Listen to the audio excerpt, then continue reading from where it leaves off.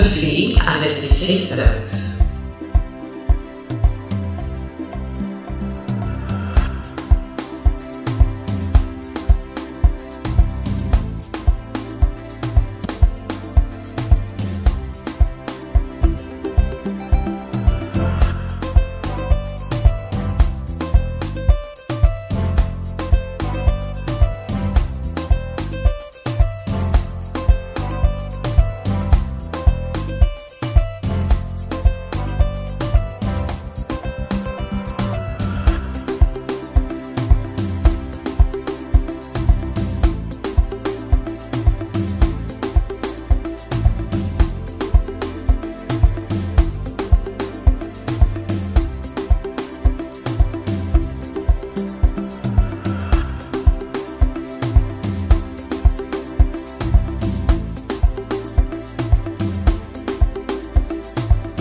Hey yo, bonjour à tous, bonsoir, ça dépend de quand vous m'écoutez, j'espère que vous allez bien. Bienvenue encore dans le deuxième numéro de Entre filles avec les Sisters.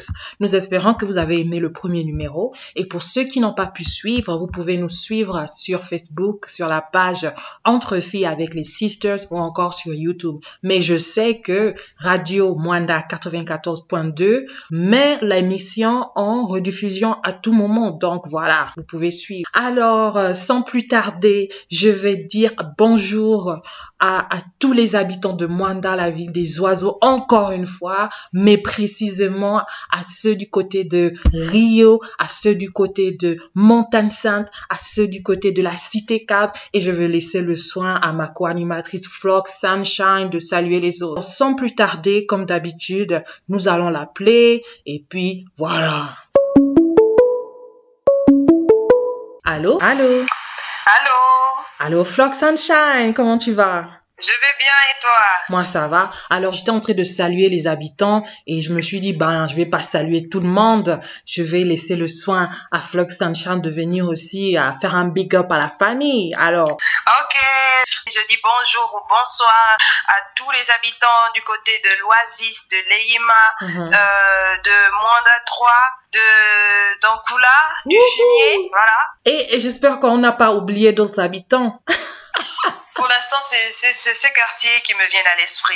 Pour les autres, ne vous sentez pas mal. Bonjour, bonsoir à tout Mwanda. Alors, nous restons dans l'éducation aujourd'hui parce que on sait que c'est la rentrée des classes. Il y en a plein qui m'ont écrit avec des sujets. Est-ce que vous allez parler des relations amoureuses? Ben oui, on va toucher les on va toucher les relations amoureuses. Ils aiment trop ça. Je t'assure, ils aiment trop ça. On va toucher les relations amoureuses, on va toucher un peu de tout. Mais pour l'instant, parce que c'est l'année scolaire, on est dans le vibe, l'atmosphère de l'année scolaire, on va rester dans l'éducation. Mais on va toucher un peu de tout. Mais il faudrait savoir que nous ne sommes pas des experts. Entre filles avec les sisters, c'est une émission, une petite discussion en famille, entre sœurs sur des sujets. On prend un sujet, on discute, on donne notre avis et puis on passe. Donc, nous ne sommes pas des experts. Peut-être qu'à la longue, on va inviter d'autres personnes, dépendant du sujet, qui seront des experts et qui pourront aussi nous donner leur avis. Sans plus tarder, on va rentrer dans le vif du sujet. Déjà, je vais faire un résumé de la fois passée. On a parlé de l'importance des diplômes de l'école dans une société où le taux de chômage est élevé. Pour ceux qui veulent savoir, encore une fois, rediffusion sur YouTube ou sur Facebook Entre filles avec les Sisters ou encore stay tuned sur 94.2 94.2 Radio Mwanda. Alors, aujourd'hui, quand je me suis posé la question, je me suis dit, est-ce qu'on arrête vraiment d'étudier? Est-ce que, tu vois, après ton cursus scolaire, c'est fini, tu ranges le bic, c'est terminé, tu n'apprends plus, tu n'étudies plus, voilà quoi, tu passes à autre chose de ta vie. Est-ce que c'est possible? T'en penses quoi, toi? ce que je pense, c'est qu'on on n'arrête jamais d'étudier ou d'apprendre. Je crois que c'est impossible de vivre sans apprendre quelque chose, parce qu'il faudrait bien préciser par là que lorsque l'on parle d'étudier ou d'apprentissage, on fait référence à pas seulement au cursus scolaire ou universitaire, on fait référence par là aussi au développement personnel, ou encore lorsqu'on veut se lancer dans un business qui est totalement opposé à notre formation, on apprend. Et même dans la vie de tous les jours, on continue d'apprendre. Si on le remarque bien, que ce soit dans la cuisine, que ce soit par exemple pour conduire, on apprend toujours. Donc, je pense, selon moi, encore une fois, qu'on n'arrête jamais d'apprendre. Ouais, je rejoins ta pensée parce que c'est vrai. Souvent, je ne sais pas si c'est le mot étude qui est lourd, qui fait peur, qui fait en sorte que tu termines, on va dire ça, en parenthèse, l'école. Tu te dis, ouais, c'est bon, je me lance maintenant dans la vie active. Et voilà, quoi, c'est terminé. Il n'y a plus de cahiers, plus de bics et tout ça. Mais je me dis que même quand on est salarié, on a besoin de se perfectionner.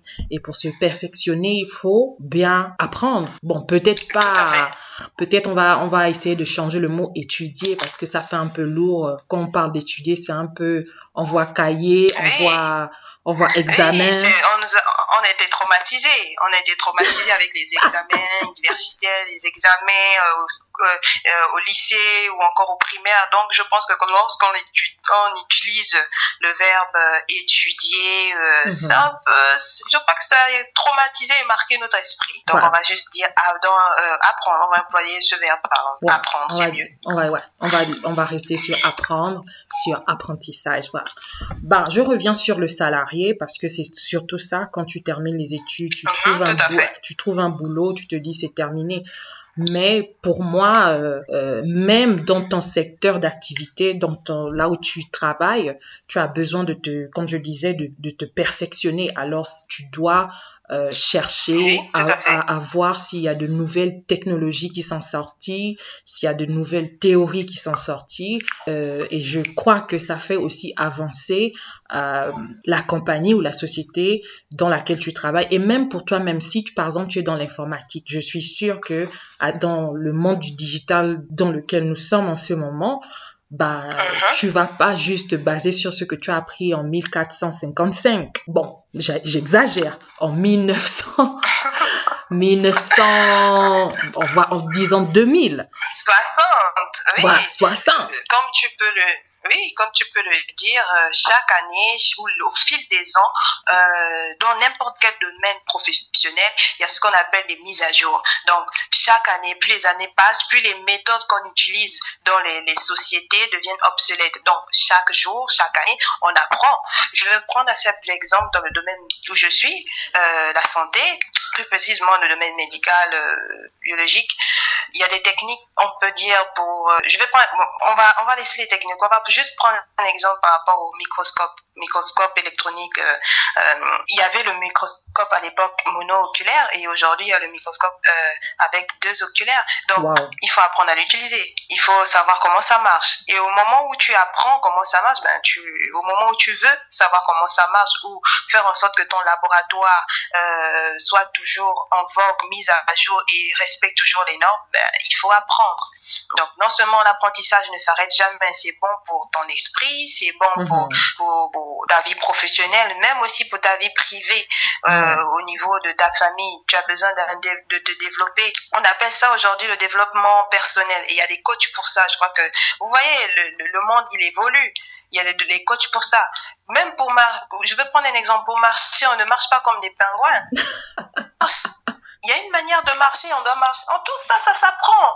Quand je vois dans la rue, je vois les gens, ils marchent juste comme si on les poussait. C'est pas possible, on va marcher comme ça. Ça vise. Marchez bien, s'il vous plaît.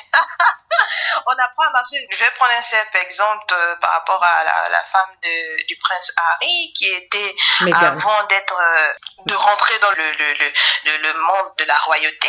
Elle a dû réapprendre même à manger. Et vous vous rendez compte qu'elle a dû réapprendre à manger, à marcher. Ça en dit long sur comment on vit tous les jours. Ouais. Et je vais revenir sur le développement personnel parce que après les études scolaires, il y a ce qu'on appelle les talents et les dons. Il y a des choses que tu aimes personnellement. Il y a des choses que tu as toujours voulu faire et je pense que c'est le moment d'apprendre. Voilà, il y a ceux qui sont peut-être ingénieurs mais qui aiment la cuisine. Ben, pourquoi pas se lancer.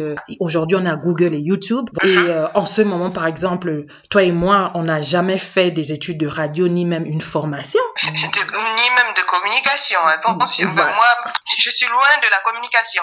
Bon, peut-être moi, je suis dans la communication, mais j'ai jamais fait une formation. J'ai jamais fait une formation radio. Mais pour faire ce qu'on fait en ce moment, j'ai dû chercher, passer des heures, voir comment il faut faire pour enregistrer, parce que beaucoup se sont posé la question, mais comment vous allez faire? Vous n'êtes pas sur place. Comment vous allez faire pour faire un show? Mais je me suis dit, mais c'est ça même, on est dans le monde du digital. Oh my God! On est dans le monde du digital. On est plus à l'époque du téléphone, on dit comment? Du téléphone... congélateur? Je sais même pas comment on l'appelle là, le téléphone fixe. On n'est plus à cette époque. On n'est plus à cette époque du téléphone fixe. Donc, ça nous a pris quand même du temps de voir quelle application on va utiliser, comment on va faire pour faire passer l'enregistrement du côté de Mwanda. Toi et moi, on est dans deux pays différents.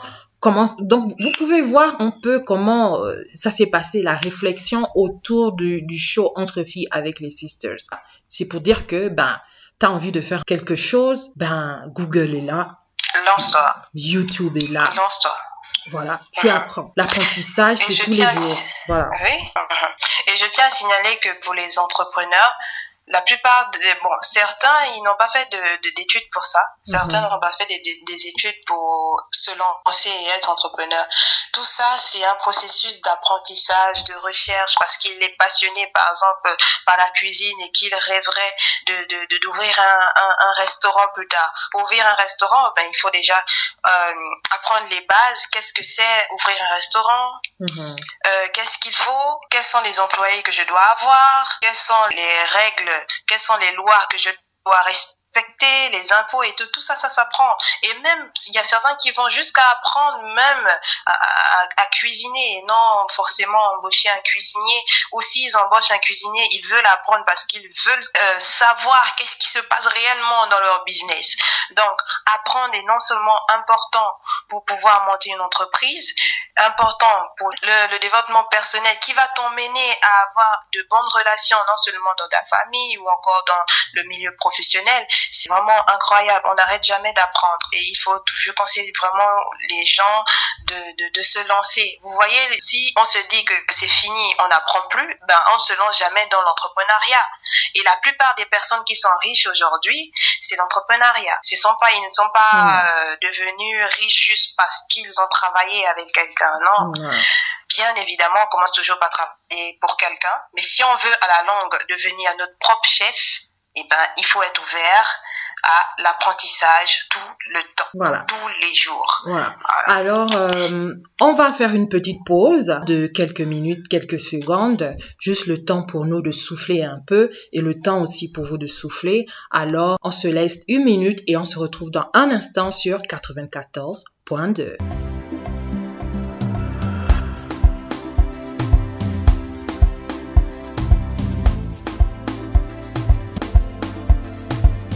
Hey yo, nous sommes de retour. J'espère que vous avez bu un peu d'eau parce que moi, vraiment, j'avais tellement la gorge sèche que je suis allée prendre un verre d'eau.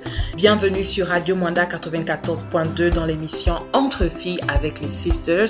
Nous sommes toujours dans le secteur, le domaine de l'éducation et nous parlons aujourd'hui de l'apprentissage. Est-ce que on cesse d'apprendre ou bien on apprend tous les jours? Pour ceux qui viennent de nous retrouver, nous vous demandons de réécouter la rediffusion pour savoir ce qu'on a dit au début. Fox and Charm, tu es là? Je suis là, je t'écoute.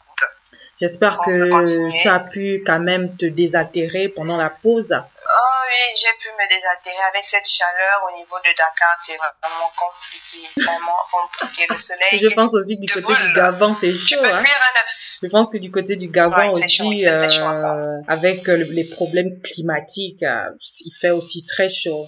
On parlait de l'apprentissage, toi et moi, on disait qu'on apprend tout le temps, on apprend, il n'y a pas un âge pour apprendre.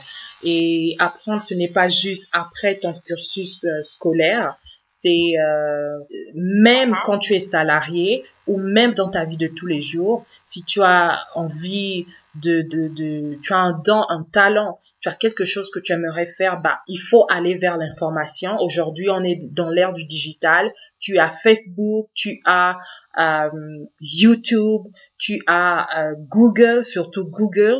Google répond presque à toutes les questions du monde entier. Bah, tu vas sur Google, tu cherches. Et surtout pour d'autres qui n'ont pas la possibilité d'aller faire des formations de 1 semaine, 2 semaines, 3 semaines, tu peux quand même avoir la base sur Google ou sur YouTube. Donc, c'est ça, quoi.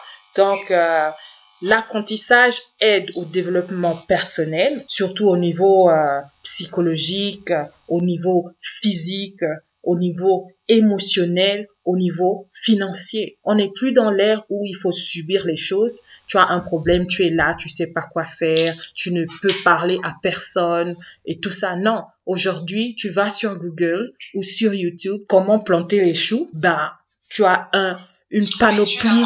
Tu as une panoplie de vidéos qui sort ou de sites. Qui sont très expliquées. Et la plupart de ces vidéos sont souvent faites par des professionnels qui aiment leur métier, leur passion et qui veulent vraiment la partager pour aider certaines personnes en difficulté ou qui n'ont pas les moyens forcément d'avoir une formation. Donc, je vous invite non seulement à utiliser les réseaux sociaux, pas seulement pour aller regarder les vidéos de Sean Brydon, mais pour aller aussi vous cultiver, mesdames et messieurs. Mais c'est vrai. Pour aller regarder les clashs. Regarder créole. Ne pensez pas seulement regarder les clips directs de créole. Allez-y, vous cultivez. Tu as mal à la tête pendant 3 jours, ben tu tapes. J'ai mal à la tête pendant 3 jours. Tu as une panoplie de vidéos ou d'informations qui sortent par rapport à ton mal. Aujourd'hui, même sur le domaine des relations, en couple, il y a des informations là-dessus parce que je me dis, Flox Sanchan, que souvent, même sur ce point, on n'a pas trop d'informations. On a besoin. Quand tu es jeune, on te dit, ne fricote pas avec les garçons. À un certain moment de ta vie, on te dit, c'est comment tu te maries quand? Bon, la transition à quel niveau? Qu'est-ce qui s'est passé? Comment on est passé de ne fricote pas avec les garçons à amène-nous un beau fils? Tout ça, maintenant, il faut apprendre parce que ce n'est pas juste je sais laver les assiettes, je sais balayer, mais je me suis rendu compte dans mes recherches qu'il y a bien plus que ça. Voilà, il y a plus que ça et il faut aller vers l'information. Aujourd'hui, beaucoup de couples, les mariés s'exposent, ils disent ce que c'est que le mariage, ils disent ce que c'est que ceci et cela. Donc, allons-y. Ils disent précisément la vérité de ce qui se passe parce que il y a des choses qu'on ne dit pas, on nous vend juste du rêve parce que c'est du rêve, hein. Le package sans la vérité de ce qu'il y a dedans. Voilà. Genre à acheter un plus un gratuit, c'est un peu ça. Voilà. Et on te dit pas la vérité. Je veux aussi parler des personnes âgées qui se disent que oui, j'ai 40 ans, bientôt par exemple la retraite, j'ai fini ma vie, j'ai plus rien à faire. Non, si tu as 40 ans, c'est le début d'une nouvelle phase de ta vie.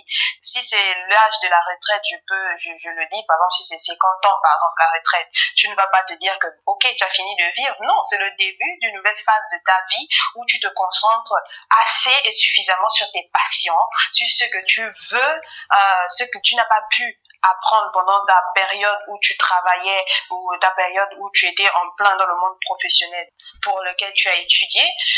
c'est le moment de s'offrir une chance, d'ouvrir par exemple un restaurant, un glacé ou de faire autre chose de ta vie. Parce que je me rends compte que les gens, par exemple, il s'est arrêté en licence ou en master, on peut dire en licence, et puis il a 40 ans, 50 ans, il se dit que j'ai plus envie d'apprendre, je n'ai plus l'âge pour retourner à l'école hors temps s'il faut. C'est pour si les tu jeunes. veux avoir un master juste parce que tu veux l'avoir, tu peux l'avoir. Et si grâce à cette formation tu peux encore après 50 ans poursuivre dans ta passion, vas-y, lance-toi et fais-le tout simplement.